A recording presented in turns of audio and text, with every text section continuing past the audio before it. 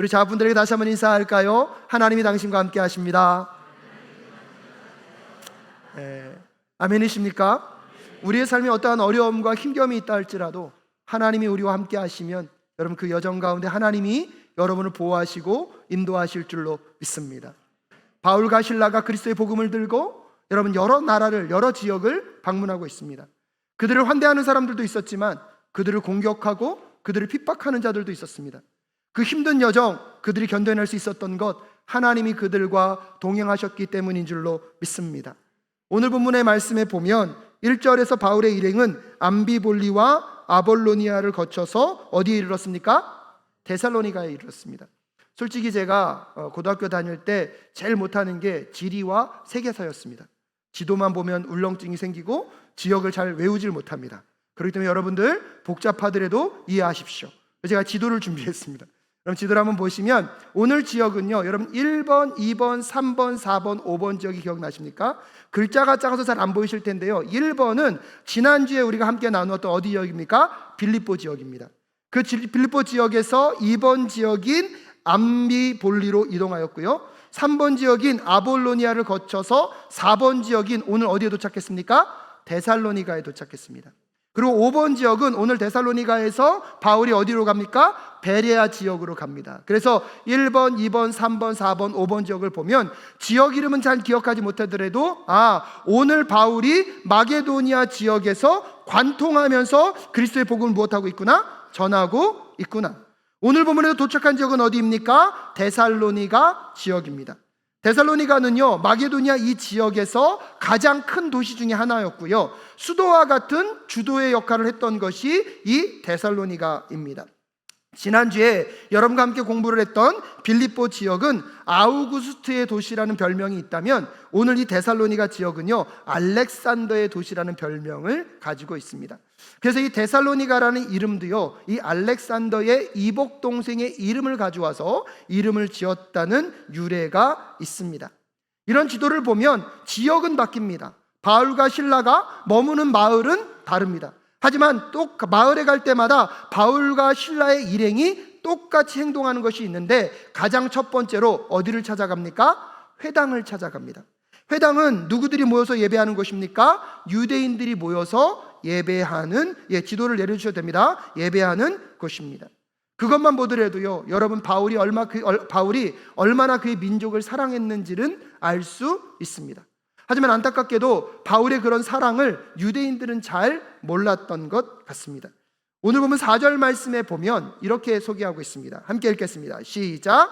그들 가운데 몇몇 사람이 승복하여 바울과 실라를 따르고 또 많은 경건한 그리스 사람들과 적지 않은 귀부인들이 그렇게 하였다라고 얘기합니다. 몇몇 사람들, 지금 먼저 어디에서 말씀을 전했다고요? 회당에서. 즉 회당에서 말씀을 전하니까 몇몇 유대인들은 복음에 반응하였지만 많은 수는 아니었습니다. 근데 그 유대인들에 비하면 여러분 경건한 그리스 사람들과 적지 않은 누구요? 귀부인들. 여기서 이 귀부인들은요, 여러분 높은 계급의 사람들을 이야기합니다.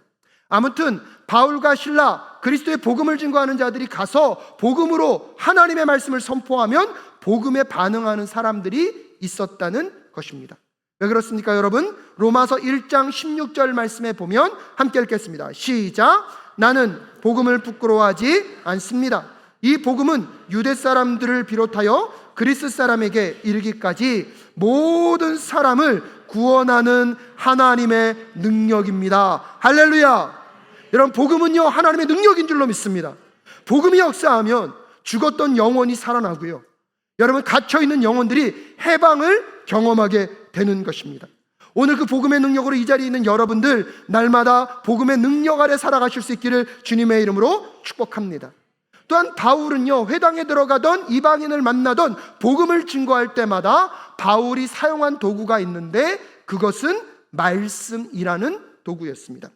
오늘 본문 2절과 3절 말씀 함께 읽겠습니다. 시작. 바울은 자기 관례대로 회당으로 그들을 찾아가서 새 안식일에 걸쳐 성경을 가지고 그들과 토론하였다.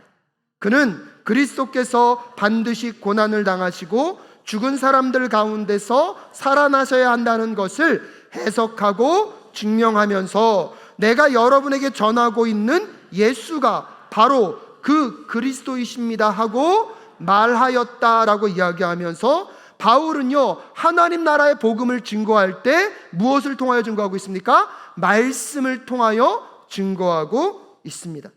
그렇다면 그 말씀을 어떻게 증거하고 있습니까? 첫 번째로 바울은요, 말씀으로 그들과 토론하였습니다. 여러분, 말씀으로 여러분 그들과 무엇했다고요? 토론했다는 것입니다. 토론은요, 누가 옳은가를 따지는 것이 아니라 무엇이 옳은가를 찾아가는 과정입니다. 그럼 잘 기억하십시오. 토론은요, 누가 옳은가를 규명하는 것이 아니라 무엇이 옳은가를 찾아가는 것입니다. 근데 문제는 뭐냐면 이 토론하면 논쟁이 심해지면 여러분 이 토론이요 어디로 갑니까? 논쟁으로 갑니다. 논쟁으로 가게 되면 무엇이 옳은가가 중요하지 않고 저 사람이 지금 내 말을 받아주면 누구를 받아준다고 오해합니까? 나를 받아준다고 오해하고요, 내 의견을 아니라고 말하면 누구를 거절했다고 생각합니까? 나를 거절했다고 생각합니다. 그럼 마음이 좋아요, 나빠요? 나빠요. 그때부터는 이제는요, 상처를 받으니까 이제는 옳고 그런 게 문제가 아니고 반드시 저 사람을 뭐 해야 돼요? 이겨야 되는 거예요. 저 사람을 이겨야지만 누가 틀리지 않은 거예요? 내가 틀리지 않은 거예요. 여러분, 이것은 토론입니까? 논쟁입니까? 논쟁입니다. 근데 오늘 바울은요, 논쟁을 한 것이 아니라 무엇을 했다는 것입니까? 토론을 했다는 거예요. 그 말씀 앞에서 서로의 이야기를 듣고 무엇이 옳은가를 찾아가며 함께 진리 앞에 서기 위하여서 토론하였습니다. 근데 문제는 뭐냐면 우리는 토론으로 시작하여서 가끔씩 논쟁으로 가게 됩니다. 근데 그 논쟁으로 가는 이유를 보면 서로의 말에 경청하지 않기 때문입니다. 토론의 첫 번째 전제는요, 서로의 말에 뭐예요? 귀를 기울여주는 거예요. 상대방의 생각이 어떤지를 잘 듣고 저 생각이 그 옳은 말씀 앞에서 무엇이 옳고 무엇이 그른지를 이야기하며 나도 배우고 상대도 배워서 함께 옳은 진리 위에 세워지는 것. 그렇기 때문에 우리 사랑교회가 더 말씀 안에서 토론하며 진리를 찾아가는 우리 모두가 될 수 있기를 간절히 소원합니다.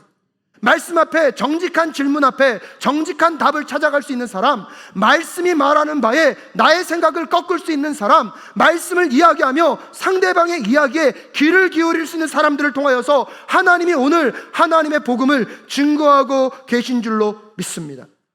기독교는요, 유일하고 보편적이고 변하지 않는 진리를 전제하고 있습니다. 그럼 기독교는요, 유일하고 보편적이고 변하지 않는 진리를 전제하고 있습니다. 그것은 무엇입니까? 오직 여호와 하나님이 온 세상과 만물을 창조하셨고 지금도 다스리시며 통치하고 계십니다. 아멘이십니까? 이 절대 진리, 보편적 진리를 우리는 전제합니다. 옛날에는요, 이런 기본적인 전제가 동의되던 시대가 있었습니다. 하지만 우리의 자녀들, 지금 우리가 살아가는 세대는 절대 진리를 부정하는 여러분 포스트 모더니즘의 시대를 지나가고 있습니다. 그러기에 한 가지가 옳다고 말할 때 사람들은 동의하기보다는 오히려 그들의 상황의 다양한 환경 속에서 질문을 던질 수 있는 시대입니다. 그렇기 때문에 우리 아이들에게도요, 무조건 믿으라고 말할 것이 아니라 그들의 질문에 우리는 뭐 할 필요가 있습니까? 귀를 기울일 필요가 있습니다. 정직하게 경청하고 정직한 질문 앞에 말씀 안에서 무엇이 옳고 그른가를 이야기할 수 있는 공동체가 세상 가운데 믿지 않는 사람들이 교회 공동체로 들어오는 여러분 문을 열어주는 공동체인 줄로 믿습니다. 하지만 어느 순간 교회 안에 들어오면요, 묻지도 따지도 말고 뭐해라? 믿어라. 여러분, 때때로 그것이 맞을 때가 있어요.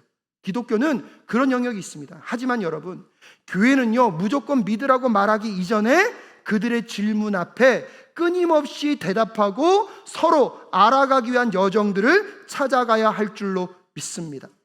무조건 믿으라고 하는 것 때문에 때때로 그것이 지적인 장애물이 되어서 믿지 않는 사람들이 교회 공동체로 들어올 수 없는 장애물이 되어가는 이런 시점 속에서 우리 사랑교회는 말씀 안에서 건강하게 토론하는 공동체가 될 수 있기를 간절히 소원합니다. 정직한 질문 앞에 정직한 답을 어디에서 찾는다? 말씀 안에서 찾는다. 바울은요, 이렇게 회당에 가서 말씀으로 서로 무엇했습니까? 토론했습니다. 하지만 토론만 한 것이 아니라 두 번째로는요, 그 말씀을 그들에게 해석해 주었습니다. 즉 말씀은요, 여러분 이해하기 쉽습니까? 어렵습니까? 어려워요. 어려운 게 당연합니다. 오래전 문화의 배경을 갖고 우리와 전혀 관계없는 히브리어와 헬라어로 되어 있기 때문에 이해하는 것이 쉽지가 않습니다. 그래서 누군가는 그 말씀을 자세히 풀어서 설명해 줄 것도 우리에겐 필요하다는 것을 우리는 알고 있습니다. 그래서 오늘 여기서 말씀을 해석해 줬다는 것은 말씀을 풀어 주었다는 것입니다. 조금 더 문자적 의미로 이야기하면 말씀을 풀어서 완전히 열었다.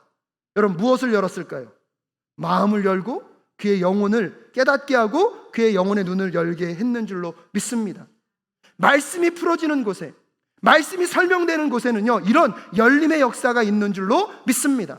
그 대표적 사건이 어디서 나타나냐면 누가복음 24장 32절 말씀입니다. 함께 읽겠습니다. 시작. 그들은 서로 말하였다. 길에서 그분이 우리에게 말씀하시고 성경을 풀이하여서 주실 때에 우리의 마음이 우리 속에서 뜨거워지지 않았습니까? 라고 얘기합니다. 어떤 장면이냐면 예수님이 죽으신 이후에 여러분 제자들이요 다메섹으로 가고 있습니다.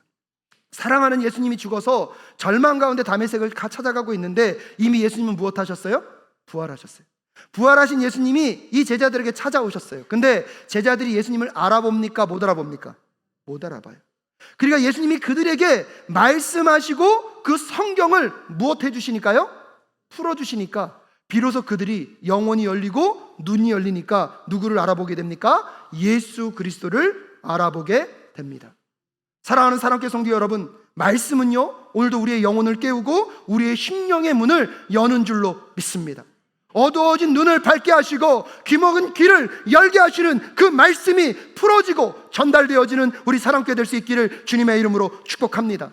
여러분을 가두고 있는 수많은 문제들, 도저히 해결될 것 같지 않은 그 문제들도요 말씀 안에서 해석되어지면, 말씀 안에서 풀어지면 열리는 역사가 있게 될지어다. 그러게 여러분 우리는 말씀 안에 거하는 공동체가 되어야 하는 줄로 믿습니다. 하지만 바울은요 말씀을 해석하고 열어줄 뿐만 아니라 세 번째로요 말씀으로 증명하였습니다. 그럼 바울이 말씀으로 증명하고자 하는 것은 어떤 것이었습니까?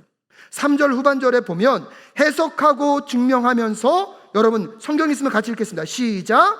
내가 여러분에게 전하고 있는 예수가 바로 그리스도이십니다 하고 말하였다 이야기하면서 말씀으로 증명하는 것이 무엇입니까? 예수님이 누구이시다?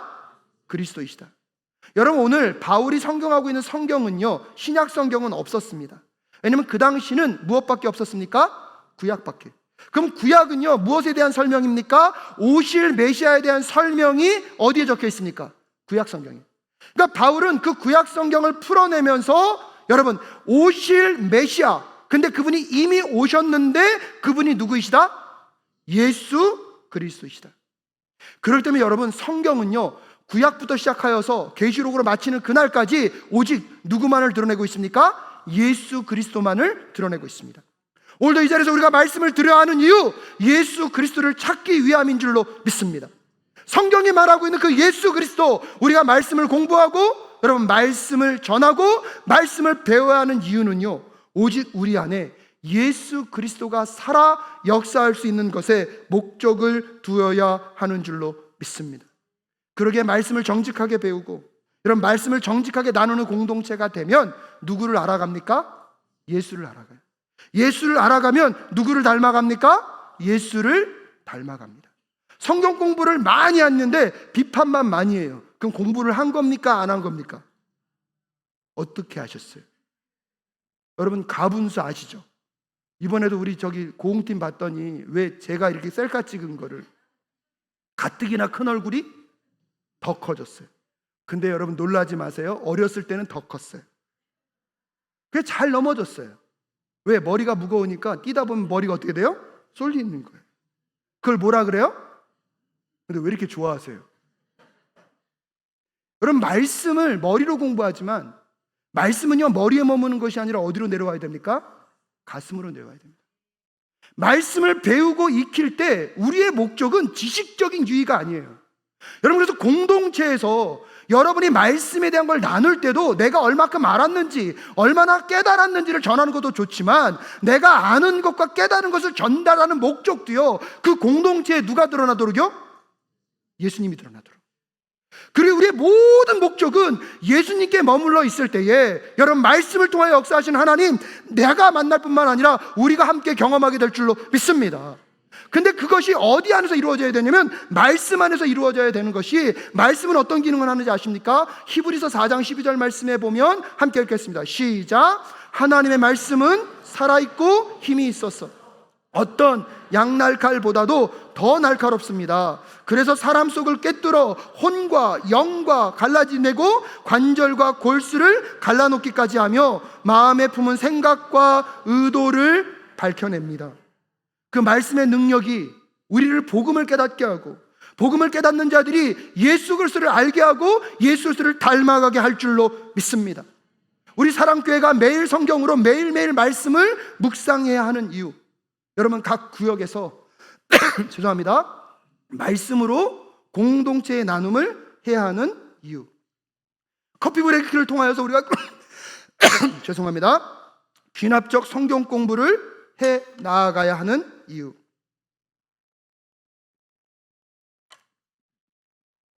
새벽 예배와 수요 목양 예배를 통하여서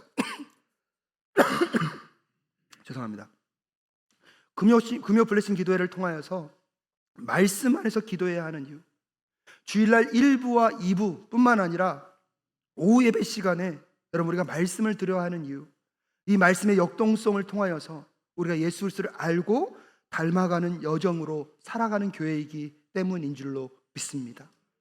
우리 사랑교회 사명문이 있습니다. 예수님을 따라 말씀이 삶이 되는 사랑교회. 그런 삶을 살아가실 수 있기를 주님의 이름으로 축복합니다. 바울은요, 어느 지역을 가든지 간에 회당을 먼저 찾았고 그 다음에 이방인들에게 이렇게 말씀을 토론하며 말씀을 해석해주며 말씀으로 증명하며 예수 그리스도를 전달합니다. 근데 몇몇 사람들, 많은 사람들, 그에 반응한 사람들도 있지만 그것에 대적하는 사람들이 존재했음을 우리는 알 수가 있습니다.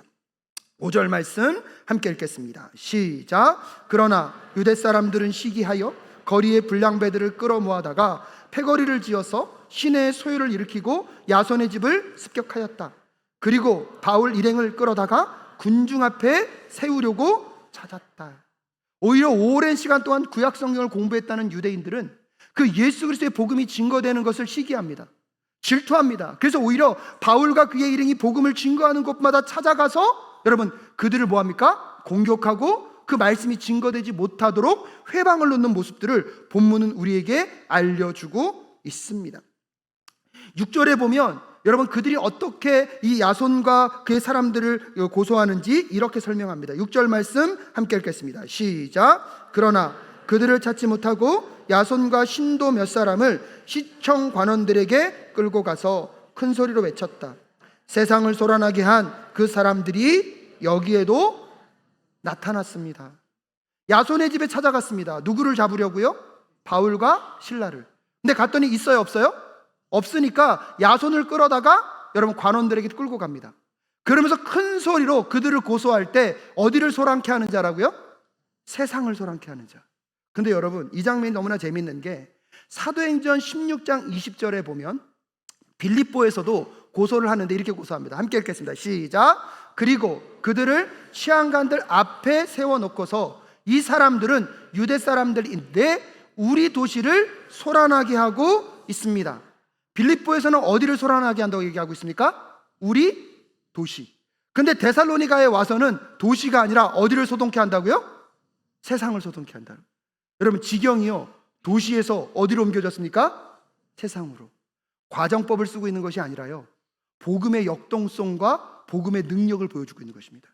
한 지역에서 전달됐던 그 복음이 한 지역을 진동하는 것을 넘어서서 온 세상을 뭐하고 있습니까? 진동시키고 있습니다. 여러분 갈릴리에서 죽으신 예수 그리스도의 십자가의 사건이 오늘도요 온 나라와 열방 가운데 그리스도의 복음의 능력을 나타내고 있습니다. 복음의 역동성을요, 도시를 소동하다는 자들과 이제는 어디를요? 세상을 소동한다는, 오히려 예수님을 반대하고 복음 믿는 자들을 대적하는 사람들의 입술을 통하여서 전달되는 장면이 너무나 신기합니다. 그러면서 연결지어서 7절에 이렇게 송사하고 있습니다. 7절 말씀 함께 읽겠습니다. 시작. 그런데 야손이 그들을 영접하였습니다. 그 사람들은 모두 예수라는 또 다른 왕이 있다고 말하면서 황제의 명령을 거슬러 행동을 합니다 라고 이야기하면서 그 세상을 소동케 하는 사람을 누가 영접했다고요? 야손이 영접했대요. 근데 여러분, 이 영접했다는 단어가 굉장히 중요한 단어인 게 뭐냐면, 야손은요 바울과 실라를 영접하기 전에 먼저 누구를 영접했습니까?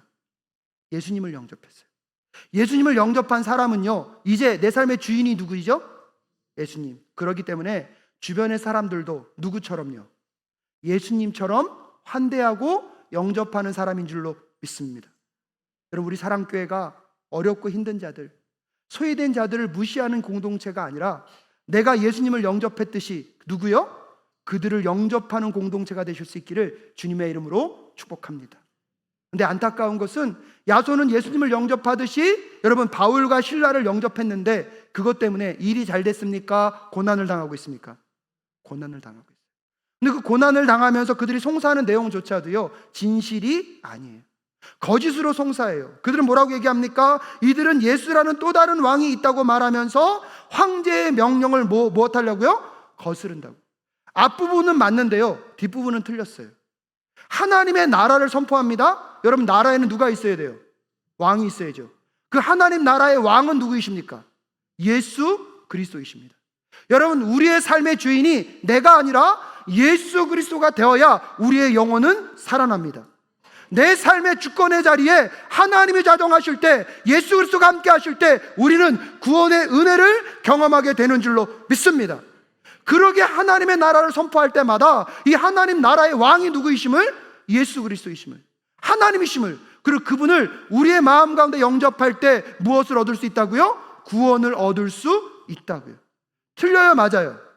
맞아요. 하지만 여러분, 이들은요 로마 황제에게 반역하여서 정치와 세상의 권력 갖고 그들을 전복시킬 의사가 있었습니까? 없었습니까? 없었어요. 근데 그걸 갖고 계속 송사하는 거예요.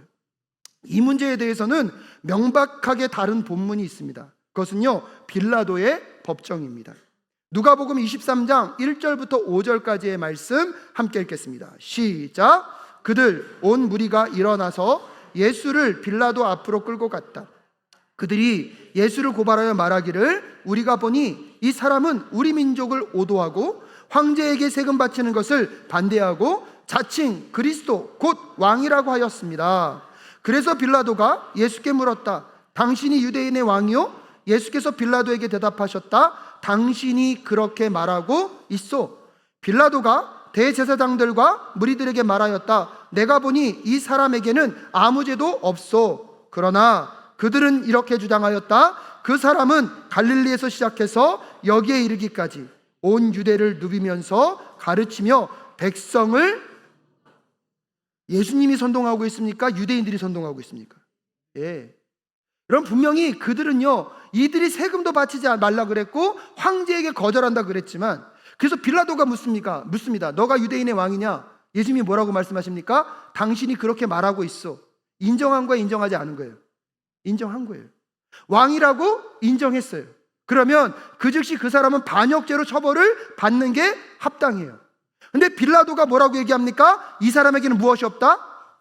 그 뜻은 뭐냐면 이 사람이 지금 하나님 나라의 왕이라고 말하지만 정치적 군사적으로 지금 반역을 일으킬 의사가 있다는 겁니까? 없다는 겁니까? 없다는 것을 빌라도가 인정했기 때문에 이 사람에게는 무엇이 없다? 죄가 없다. 근데 왜 죽임을 당하셨습니까? 유대인들이 끊임없이 선동하니까 빌라도가 어쩔 수 없이 예수님을 십자가에 못 박아 죽입니다. 그 예수님께서 십자가에 죽임을 당하시는 모습을 보더라도 예수님은요 정치적 군사적 힘으로 여러분 이 땅을 어떻게 하려는 의사가 없었음을 이미요 이 법정에서 선언하고 있습니다. 그럼에도 불구하고 이 유대인들은요 끊임없이 그 이슈를 가지고 예수의 복음을 증거하는 자들을 어려움과 힘겨운 처지로 끌고 가고 있는 것입니다. 빌립보에서도 그들의 공격 때문에 어디로 쫓겨왔습니까? 데살로니가로. 오늘 보면 후반절에 보면 데살로니가에서도 쫓겨서 어디까지 갑니까? 베레아까지 갈 수밖에 없었습니다. 단지 예수님을 증거한다는 이유 하나만으로, 복음 때문에 그들은 고난을 겪고 오늘도 언제 죽임을 당할지 모르는 불안과 어려움 속에 살아가고 있습니다. 한 번은 괜찮다 그러지만 여러분, 가는 곳마다 누군가가 찾아와서 내가 너를 죽일 거야, 내가 너를 죽일 거야 하면 여러분, 그 마음과 심령이 얼마나 힘들겠습니까? 미국에 있을 때 제가 아는 한 청년이 스토킹을 당했습니다. 이 청년이요, 술만 먹으면 전화하는 거예요. 근데 이 자매가 혼자 살고 있다 보니까 이거에 노이로제가 걸리는 거예요. 왜? 언제 전화가 올 줄 모를 뿐만 아니라 전화만 오겠습니까? 찾아올 가능성이 있습니까? 이 두려움이요, 그 자매를 얼마나 힘들게 했는지 몰라요. 반복적인 이야기, 반복적인 위협과 협박은요, 사람의 몸을 힘들게 할 뿐만 아니라 정서와 영을 혼미케 합니다. 근데 오늘 바울과 그의 일행은요, 어떻습니까? 끊임없이 그를 죽이기 위해서 달려드는 이 유대인 대적자들로 인하여서 바울과 그 일행들도요, 심신적으로 많이 힘들었을 것입니다. 여러분, 바울과 실라만 그랬을까요? 직장 생활하는 여러분들은 어떻습니까? 언제 이 직장에서 잘릴지도 모른다는 그 스트레스가 여러분을 힘들게 하지는 않으십니까? 직장에서 부하 직원들과 상사들 눈치 보랴, 그들과 경쟁하랴, 얼마나 치열한 삶을 살아내고 계십니까? 그것만도 힘들어 죽겠는데 내가 하지 않은 일 누가 했대요? 내가 했대요. 나는 최선을 다해서 했는데 그것을 오도하고 여러분, 거짓 이야기들로 나를 힘들게 하는 상황들이 여러분을 짓누르고 있다면 여러분의 마음과 심령은 어떠시겠습니까? 세상도 그런데 여러분, 교회 공동체는 같을까요? 다를까요? 할렐루야. 여러분, 이 정도의 믿음은 있어야죠. 침묵하시면 어떡해요? 교회는 달라야 돼요. 근데 안타까운 것은 어떨 때는 그래도 상처를 받아요. 교회 안에서 예수님의 복음을 열심히 하고 있는데, 열심히 증거하고 있는데 때때로 들려오는 소리는요, 나를 향한 험담과 모함이에요. 내가 하지 않았던 거짓 이야기들이 나를 짓눌러 버려요. 교회를 떠나는 많은 분들이요, 예수님 때문에 떠나는 분들 없습니다. 하나님 때문에 떠나는 분들 없습니다. 관계가 어려워서 떠날 수밖에 없는 그들, 누가 떠나게 한 것입니까? 근데 여러분, 사도 바울도 오늘 그런 스트레스와 어려움 가운데 겪고 있습니다. 근데요, 그런 스트레스만 있었습니까? 여러분, 매를 맞고요, 감옥에 갇혔어요. 그러면 복음 전해야 됩니까? 멈춰야 됩니까? 멈춰야 돼요. 근데 놀라운 것은 그 감옥에서 바울과 실라가 여러분, 기도하며 무엇했습니까? 찬양했습니다. 그 이유가 무엇일까? 곰곰이 생각해 보니까요, 저는 그 힌트를 11절과 12절에서 찾았습니다. 여러분, 11절과 12절 함께 읽겠습니다. 시작. 베레아의 유대 사람들은 데살로니가의 유대 사람들보다 더 고상한 사람이어서 아주 기꺼이 말씀을 받아들이고 이것이 사실인지 알아보려고 날마다 성경을 상고하였다. 따라서 그들 가운데서 믿게 된 사람이 많이 생겼다. 또 지체가 높은 그리스 여자들과 남자들 가운데서도 믿게 된 사람이 적지 않았다라고 얘기했어요. 너무나 힘들게 어디까지 왔어요? 베레아에 왔어요. 근데 베레아에 만난 사람들은 어떠하여서 마음이요? 데살로니가 사람들보다 고상하여서. 이 고상했다는 뜻은 넉넉함이 많아서 마음이 활짝 열려 있다는 거예요. 복음을 들을 준비가 뭐였다는 것입니까? 돼 있다는 거예요. 그래서 여러분, 12절에 보니까 그들 가운데 믿게 된 사람이 많이 생겼다는 소식을 누가 듣습니까? 바울이 경험합니다. 복음의 능력을요, 바울이 친히 뭐하고 있는 것입니까? 경험하고 있는 것입니다. 사랑하는 여러분, 옛날에 저희 어머니가 옥수수 잘 지으셨거든요. 이쯤 되면 옥수수 익은 거 맛있잖아요. 근데 옥수수 여러분, 그거 심으려면 쉬울까요? 어려울까요? 어려워요. 그거 씌워가지고 그거 따가지고 또 이거 다 껍질 벗겨가지고 찐다면, 근데 꼭 그거 누구 갖다 주셨을까요? 저 갖다 주셨어요. 그럼 옥수수를 맛있게 먹으면 어머니가 그럴까요? 이번에 옥수수 농사 힘들었으니까 내년에 안 져야지. 아니면 아들이 맛있게 먹는 모습 보면 또 무슨 생각할까요? 그래서 옥수수 남겨놔요. 왜? 그거 뭐 한다고? 나중에 씨한다고. 여러분, 오늘날 우리 부모님들 왜 고생하십니까? 여러분, 나가서 세상에 그런 무시와 멸시, 세상 사람들이 알아주지 않는 그것, 내가 밤낮으로 열심히 일하는 게 무엇입니까? 내 자녀 하나 잘 먹이고 잘 살겠다고, 나보다 그들을 더 잘 살게 하겠다고. 근데 집에 왔더니 이 아이들이 너무나 행복하게 살아요. 그러면 피곤한 일 때려쳐야지 아니면 피곤하고 힘들더라도 다시 뭐 해야지? 저는 오늘요 바울의 마음이 그런 마음이었다고 생각합니다. 복음 때문에 고통하고 어려움과 힘겨움을 겪는데 가는 곳에 누가 있어요? 복음 앞에 반응하는 사람들이 있어요. 복음의 능력으로 살아나는 그들을 만나면서 바울은 아무리 힘들고 어려워도 다시 어디 앞에 설 것을? 복음 앞에 설 것을 결단했는 줄로 믿습니다. 근데 여러분, 그것만 있었던 것이 아니에요. 베레아 사람들의 특징이 뭐냐면 말씀을 전하면 말씀을 그냥 받았습니까? 이게 옳은지 안 옳은지 따졌습니까? 따졌어요. 깐깐한 사람들이었어요. 근데 따지고 나서 여러분 오늘 11절 후반절에 보면 날마다 성경을 무엇하였다? 상고하였다. 이 상고했다는 단어의 뜻이 뭐냐면요, 법정에서 사람을 취조할 때 쓰는 단어예요. 즉 이들이 말씀을 날마다 읽을 때 그냥 할렐루야 아멘 날마다 외친 게 아니에요. 이 말씀을 뭐 했다고요? 상고했다는 뜻은 법정에 이 말씀을 세워놓고 이 말씀이 옳은지 안 옳은지 따져본 거예요. 근데 여러분 여기서 중요해요. 옳으면 다시 그 말씀이 누구를 취조합니까? 나 자신을 취조해요. 여러분, 말씀의 능력은 거기에 있는 것입니다. 말씀을 우리가 묵상하고 공부하다 보면 그 깨달은 말씀이 누구를 취조합니까? 나를 취조합니다. 그때 우리 안에 변화가 일어나는 줄로 믿습니다. 이런 배움을 받고 있는 베레아 사람들이 그렇게 말씀에 취조를 당하고 있을 때 바울은 가만히 있었을까요? 그 말씀에 더 취조당했을까요? 더 취조당했을 거예요. 여러분, 제가 오늘도 이 말씀을 증거하는 은혜가 뭐냐면 말씀을 준비해서 여기 이 자리에 와서 전해요. 근데 자주 있진 않아요. 근데 가끔씩 어떤 분들이 와서 목사님 오늘 그 말씀이 저를 살렸어요. 그럼 제가 마음이 좋을까요? 안 좋을까요? 지난 한 주 힘들게 말씀 공부해서 그래 여기서 끝이다 말할까요? 더 열심히 해야지 이럴까요? 네, 더 열심히 해야지 그래요. 근데 여러분, 그것도 나에게 위로가 되지만 말씀을 준비하려다 보니까 여러분에게 비춰지는 그 말씀이 먼저 누구에게 비춰집니까? 저에게 비춰집니다. 그 말씀이 저를 깨우고 저를 살리기 때문에 오늘 제가 이 자리에 있는 줄로 믿습니다. 바울도 말씀을 가르치는 입장이었지만 말씀을 받는 자들이 그 말씀을 상고할 때 누구도 말씀을 상고합니까? 바울도 말씀을 상고합니다. 그 말씀을 취조할 때 그 말씀이 결국 그들의 영혼을 취조할 때 바울의 영혼을 취조함으로 말씀 앞에 세워지는 바울은요, 어떠한 고난과 어려움과 힘겨움이 있어도 여러분 그 말씀의 능력으로 살아가는 줄로 믿습니다.